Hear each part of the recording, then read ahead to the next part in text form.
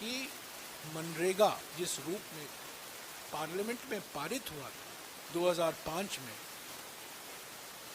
आम सहमति से नहीं, सर्वसम्मति से। बहुत महत्वपूर्ण फर्क है। आम सहमति आप बना सकते हैं, पर सर्वसम्मति से पारित हुआ था। और मैं आपको याद दिला दूं, ये कानून स्थायी समिति को भेजा गया था, ये जो मसौदा था, और इस स्टैंडिंग कमेटी से अध्यक्ष उत्तर प्रदेश के मुख्यमंत्री और बीजेपी के नेता कल्याण सिंह जी थे। और उस स्थायी समिति की सिफारिशें जो की गई थी उसको पूरा स्वीकार किया गया और लागू भी किया गया। तो ये जो नया अधिनियम है, ये वीबी विकसित भारत नहीं है, ये वीबी विनाश भारत है। और जो पहला जी है वो गारंटी सिर्फ केंद्रीयकरण की गारंटी, और कोई इसका उद्देश्य नहीं है। और हमारी मांग जो है, एक ही मांग है, इस संग्राम का एक ही मांग है कि मनरेगा को वापस लाओ, ग्रामीण भारत को बचाओ। करोड़ों मजदूर, करोड़ों परिवार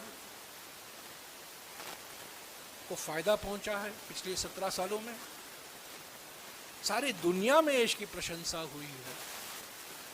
कोविड के महामारी के समय ये एकमात्र कार्यक्रम था जिसके द्वारा राहत पहुंचाया गया करोड़ों परिवारों को असंगठित क्षेत्र में।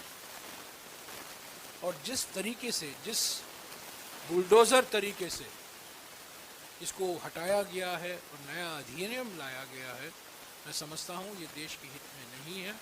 और इसीलिए भारतीय राष्ट्रीय कांग्रेस और हम पूरा प्रयास करेंगे, अलग अलग पार्टी में भी इसमें शामिल होंगे, नागरिक संस्थाओं की भागीदारी होगी, जो अलग अलग मजदूर संगठन हैं उनके साथ हम काम करेंगे। ये एक राष्ट्रीय संग्राम होगा। हालांकि नेतृत्व कांग्रेस पार्टी कर रही है, पर ये राष्ट्रीय संग्राम होगा। और इसका पहला चरण, जैसा कि वेणुगोपाल जी ने कहा है, 45 दिन का होगा। उसके बाद वो हमें इसको बरकरार रखना है। कैसे हम इसको बरकरार रखेंगे उस पर हम विचार करेंगे, पर इसकी शुरुआत हम 8 जनवरी से करेंगे। और आप देखेंगे कि इसका नतीजा वही होगा जो 3 काले कृषि कानून का हुआ।